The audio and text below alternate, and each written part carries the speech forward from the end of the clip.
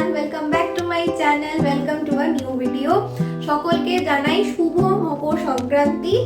তো আজকে আমি একটুখানি সাবেকিভাবে ড্রেস আপ করেছি, যেভাবে আটপৌরে করে মায়েরা বাড়িতে শাড়ি পরতো সেইভাবে শাড়ি পরে একটু সুন্দর করে সেজেছি সিম্পল ভাবে।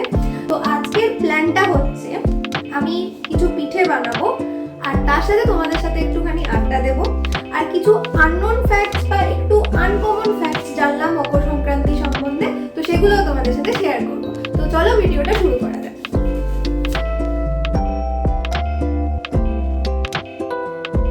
মকর সংক্রান্তি বছরের 12টা সংক্রান্তির মধ্যে সব থেকে স্পেশাল। এই দিন সূর্য মকর রাশিতে প্রবেশ করে, অর্থাৎ এটি উত্তরায়ণের শুরু।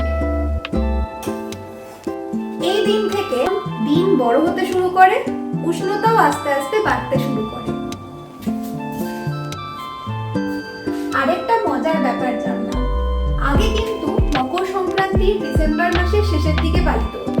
পৃথিবীর অক্ষের পরিবর্তনের জন্য আস্তে আস্তে ডেটটা জানুয়ারি মাসে চলে এসেছে। মালপোয়ার ব্যাটারটা রেডিও হয়ে গেছে, এবার কড়াইতে দিয়ে দিচ্ছি সাদা তেল। প্রথম মালপোয়া যাচ্ছে তেলে।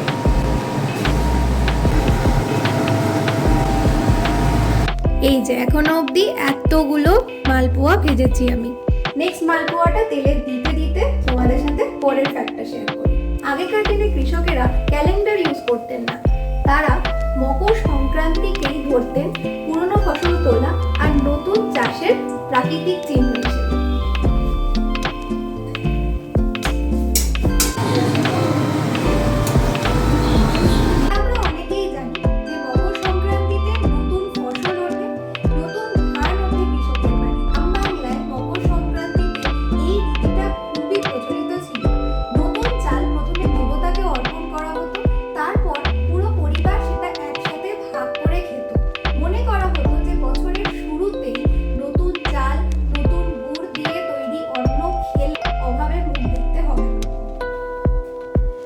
মালপোয়া করা আমার হয়ে গেছে, এবার আমি করব পাটিসাপটা পিঠে, যেটা আমি দু রকমের পুর দিয়ে করব।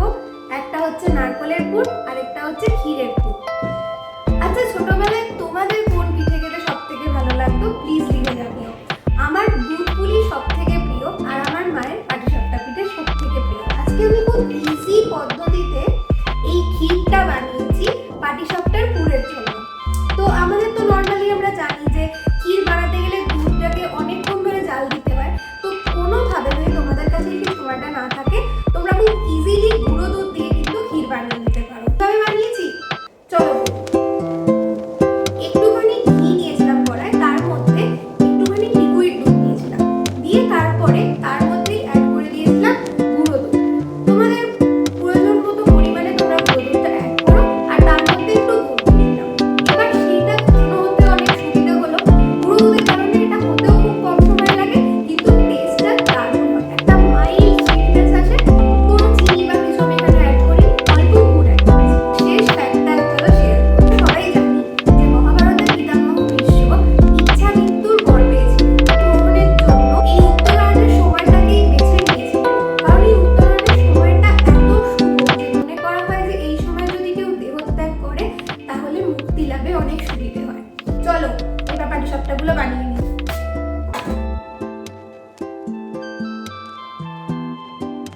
এটা বানাচ্ছি ক্ষীর দিয়ে।